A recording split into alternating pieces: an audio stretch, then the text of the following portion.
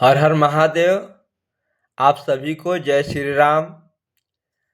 आज की कक्षा में हम लोग पढ़ेंगे ज्योतिष और ज्योतिष के बारे में। ज्योतिष क्या होता है, ज्योतिष शब्द का अर्थ क्या होता है, ज्योतिष शास्त्र के बारे में जरूरी बातें क्या होती है और ज्योतिष शास्त्र का मूल सिद्धांत क्या होता है, उसका अंग क्या होता है, इस विषय पे आज हम लोग पढ़ेंगे। तो जैसे कि हम लोगों ने पहले पढ़ा था बृहद वकाहड़ा चक्र, तो एक दिन हम लोग ज्योतिष पढ़ेंगे और एक दिन हम लोग बृहद वकाहड़ा चक्र के बारे में पढ़ेंगे, ताकि मुहूर्त नक्षत्र की जानकारी भी हो जाए और हमें ज्योतिष भी अच्छी से आ जाए।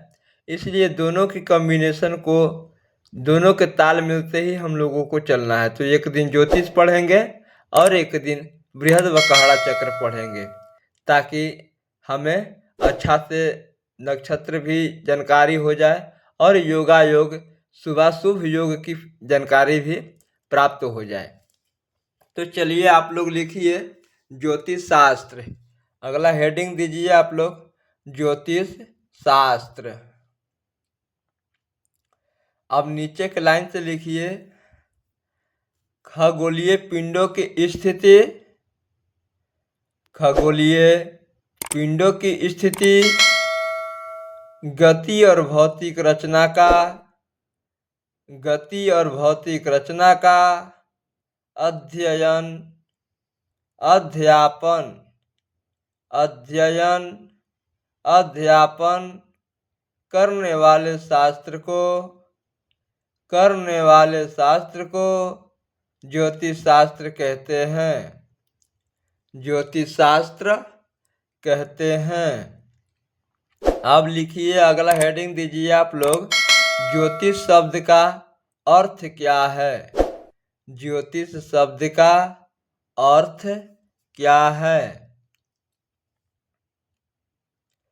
तो इसमें लिखेंगे ज्योतिष शब्दों का, ज्योतिष शब्द को अर्थ, ज्योतिष शब्द का अर्थ, ज्योतिष का मतलब होता है, ज्योतिष का मतलब होता है प्रकाश पुंज से जुड़ा विवेचन। ज्योतिष का मतलब प्रकाश पुंज से जुड़ा विवेचन होता है। नक्षत्रों आदि ग्रहों के जानकारी, नक्षत्रों आदि ग्रहों की जानकारी ज्योतिष शास्त्र में, नक्षत्रों आदि ग्रहों की जानकारी ज्योतिष शास्त्र में, ग्रह नक्षत्र, ज्योतिष शास्त्र में ग्रह नक्षत्र और काल का अध्ययन, और काल का अध्ययन किया जाता है, और काल का अध्ययन किया जाता है, जिससे, और काल का अध्ययन किया जाता है। ज्योतिष शास्त्र को, ज्योतिष शास्त्र को वेद का एक अंग, ज्योतिष शास्त्र को वेद का एक अंग माना जाता है। ज्योतिष शास्त्र को वेद का एक अंग माना जाता है, जिससे, जिससे हम भूत, भविष्य और वर्तमान के बारे में, जिससे हम भूत, भविष्य और वर्तमान के बारे में जानकारी प्राप्त करते हैं। जानकारी प्राप्त करते हैं जो हमारी दिनचर्या से, जो हमारी दिनचर्या से जुड़ी हुई नाना प्रकार की गति, जो हमारी दिनचर्या से जुड़ी हुई नाना प्रकार की गति विधियों को सही सही जानकारी देता है। नाना प्रकार की गतिविधियों को सही सही जानकारी देता है। अब आगे के लाइन पे अगला हेडिंग देंगे, ज्योतिष शास्त्र के बारे में जानकारी बातें। ज्योतिष शास्त्र के बारे में जानकारी बातें, ये अगला हेडिंग आप लोग देंगे, ज्योतिष शास्त्र के बारे में जानकारी बातें। तो नीचे के लाइन से पॉइंट 1, 2, 3, 4 करके देते चले जाएंगे। पहला पॉइंट, ज्योतिष शास्त्र में ग्रहों की स्थिति, उनकी गति। ज्योतिष शास्त्र में ग्रहों की स्थिति, उनके गति, शास्त्र और उनकी भौतिक रचना पर,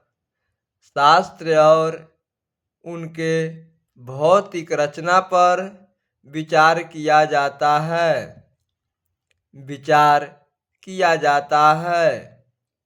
नेक्स्ट अगला पॉइंट देंगे, ज्योतिष शास्त्र में ग्रह, नक्षत्र और काल से जुड़ी घटनाओं का वर्णन किया जाता है। ज्योतिष शास्त्र में ग्रह, नक्षत्र और काल से जुड़ी घटनाओं का वर्णन किया जाता है। ज्योतिष शास्त्र में ग्रह, नक्षत्र और काल से जुड़ी घटनाओं का वर्णन किया जाता है।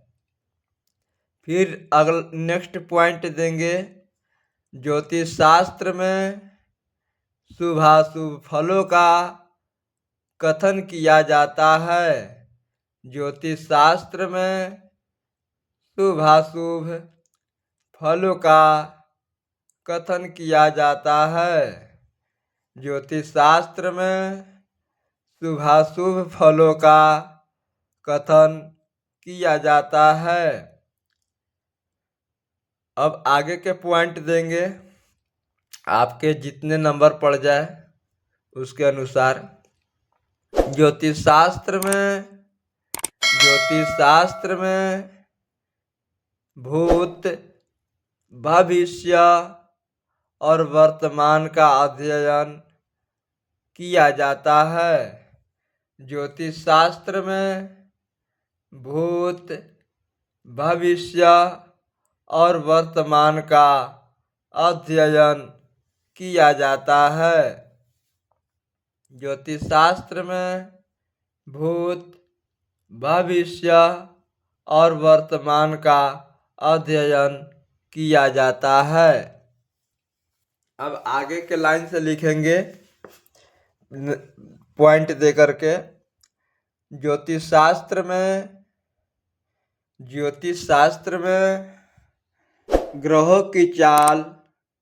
ज्योतिष शास्त्र में ग्रहों की चाल और गति का मानव जीवन पर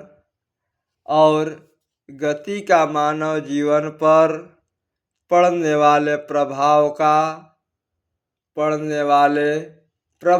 का अध्ययन किया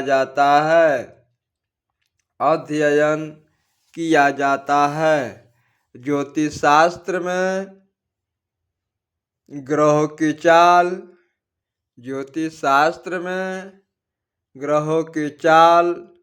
और गति का मानव जीवन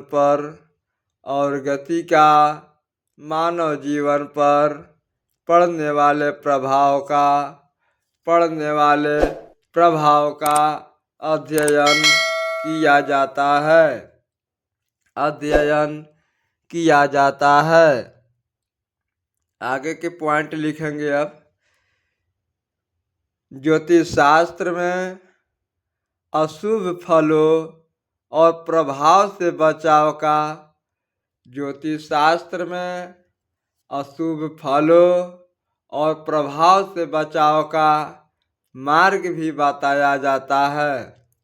ज्योतिष शास्त्र में अशुभ फलों और प्रभाव से बचाव का मार्ग भी बताया जाता है। ज्योतिष शास्त्र में अशुभ फलों और प्रभाव का मार्ग भी बताया जाता है। अब आगे के नीचे से पॉइंट दीजिए फिर और अगले पॉइंट में लिखिए। ज्योतिष शास्त्र में ग्रहों और नक्षत्रों की स्थिति। ज्योतिष शास्त्र में ग्रहों और नक्षत्रों की स्थिति के आधार पर ज्योतिष शास्त्र में ग्रहों नक्षत्रों की स्थिति के आधार पर जीवन में होने वाले शुभ अशुभ विवेचन किया जाता है। जीवन में होने वाले शुभ अशुभ विवेचन किया जाता है। जीवन में होने वाले शुभ अशुभ विवेचन किया जाता है। नेक्स्ट पॉइंट देंगे। ज्योतिष शास्त्र में ग्रह नक्षत्रों के गुण। ज्योतिष शास्त्र में ग्रह नक्षत्रों के गुण।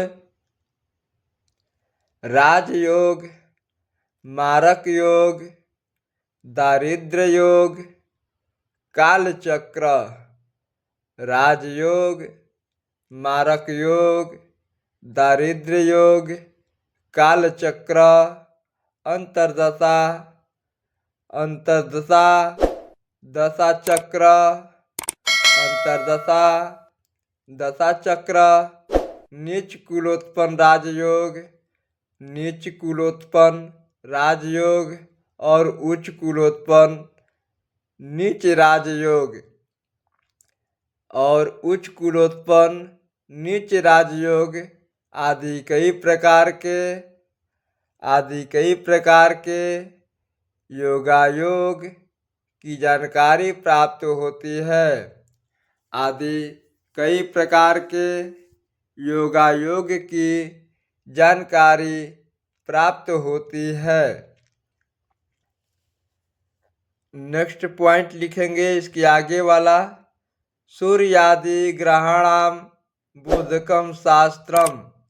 अर्थात सूर्यादि ग्रह और काल का बोध कराने वाले सूर्यादि ग्रह और काल का बोध कराने वाले शास्त्र को ज्योतिष शास्त्र कहा जाता है। सूर्य आदि ग्रह और काल के बोध कराने वाले शास्त्र को ज्योतिष शास्त्र कहा जाता है। अब देखिए इसमें आप लोगों को ये भी आएगा कि ज्योतिष शास्त्र के जनक कौन है। ठीक है, तो ज्योतिष शास्त्र का जो जनक है वो लगध मुनि है। कौन है? लगध मुनि। तो अब आगे लिखेंगे कि इसे जो सूर्य आदि ग्रह और काल के बोध कराने वाले शास्त्र को ज्योतिष शास्त्र कहा जाता है। अब नीचे के लाइन से फिर लिखेंगे इसमें मुख्य रूप से ग्रह नक्षत्र आदि के स्वरूप संचार परिभ्रमण काल ग्रहण आदि स्थिति संचार परिभ्रमण काल ग्रहण आदि स्थिति संबंधित घटनाओं का निरूपण एवं शुभाशुभ फलों का कथन किया जाता है। एवं शुभाशुभ फलों का कथन किया जाता है। अब आप लोग अगला आगे की जो हेडिंग है आप लोग हेडिंग के रूप में दीजिए कि ज्योतिष कितने अंग हैं। ज्योतिष के कितने अंग हैं। और लिखिए ज्योतिष के मुख्य 3 अंग हैं। ज्योतिष के मुख्य 3 अंग हैं। 1 नंबर में लिखेंगे सूर्य सिद्धांत ज्योतिष। सूर्य सिद्धांत ज्योतिष जिसको गणित ज्योतिष भी कहते हैं, इसे गणित ज्योतिष भी कहते हैं। दूसरा फलित ज्योतिष और तीसरा संहिता सिद्धांत। तो गणित ज्योतिष क्या होता है, जिसमें आप लोग लिखेंगे गणित ज्योतिष में इस विधि के द्वारा हम ग्रह नक्षत्र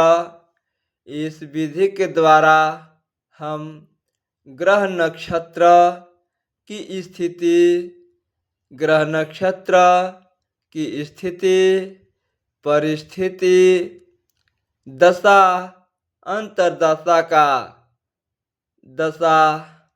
अंतरदशा की गणना को करते हैं। इस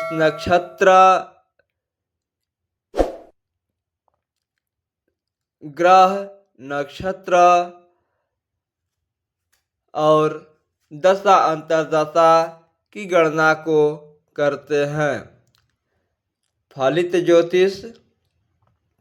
ज्योतिष में लिखेंगे फलित ज्योतिष के आधार पे हम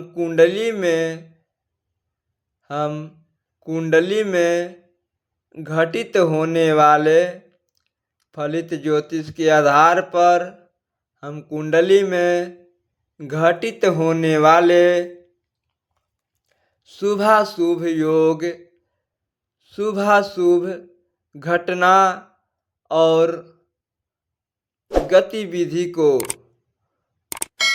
भविष्यवाणी के रूप में करते हैं। शुभाशुभ घटना और गति को भविष्यवाणी के रूप में करते हैं। अब संहिता सिद्धांत में आप लोग लिखिए संहिता सिद्धांत अंतर्गत संहिता सिद्धांत में देश काल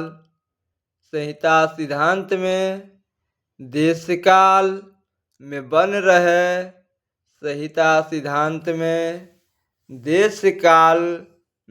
रहे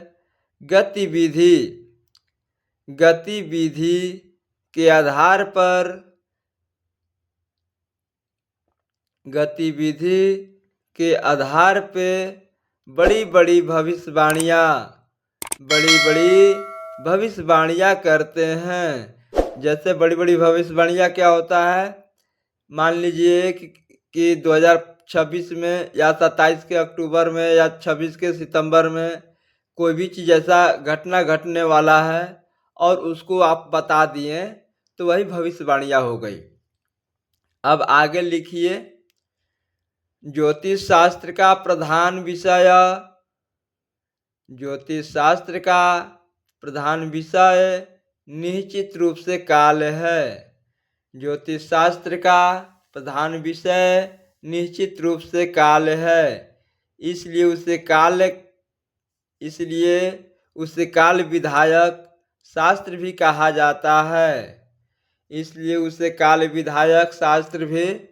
जाता है। जैसे कि वेदांग ज्योतिष में लगध मुनि ने कहा है काल ज्ञानम प्रवक्ष्यामि लगधस्य महात्मनः। ये लगध मुनि जो थे बहुत बड़ा ज्योतिष की जानकार विद्वान थे और यही ज्योतिष की जनक भी हुए। इस प्रकार कहा है कि काल ज्ञान प्रवक्ष्यामि लगधस्य महात्मनः, इस प्रकार कहा भी है अतएव ज्योतिष शास्त्र के प्रसंग में अतएव ज्योतिष शास्त्र के प्रसंग में काल अति महत्वपूर्ण है। काल अति महत्वपूर्ण है। काल शब्द कल संख्या में सूत्रानुसार कल धातु से निष्पन्न और गणना के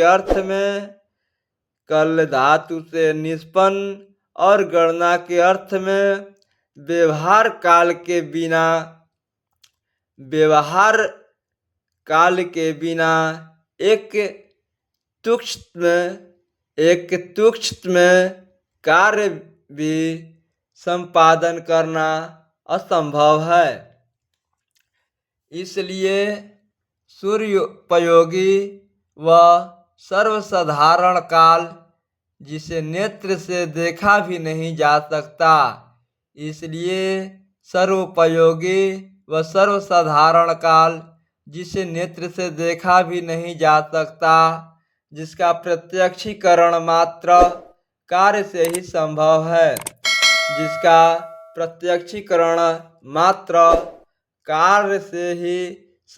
है, वस्तुतः संसार के सभी कार्य काल की अपेक्षा रखता है। इस प्रकार यह स्पष्ट है कि संसार में कार्य की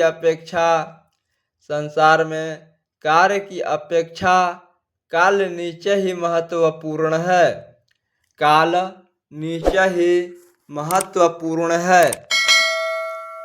वह काल सर्वव्यापक और नित्य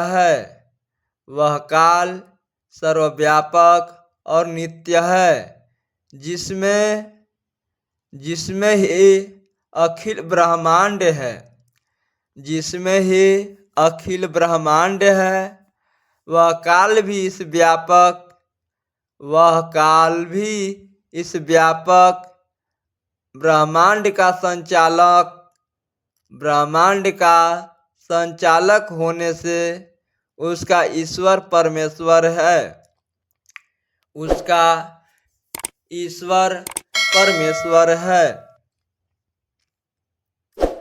वह काल भी इस व्यापक ब्रह्मांड का संचालक होने से उसका ईश्वर परमेश्वर है। यह स्पष्ट होता है।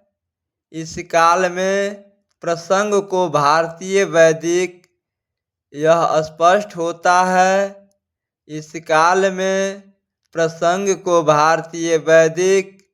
साहित्य व दर्शन के अनेक स्वरूपों में यह स्पष्ट होता है। इस काल में प्रसंग को भारतीय वैदिक साहित्य व दर्शन के अनेक स्वरूपों में प्रतिपादित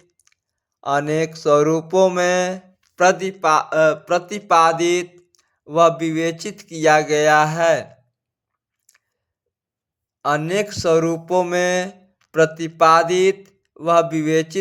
गया है। उसके दो स्वरूप स्पष्ट परिलक्षित होते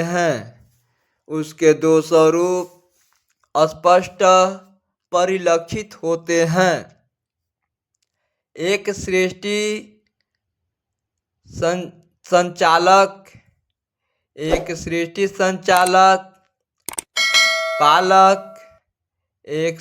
संचालक पालक व संहारक के रूप में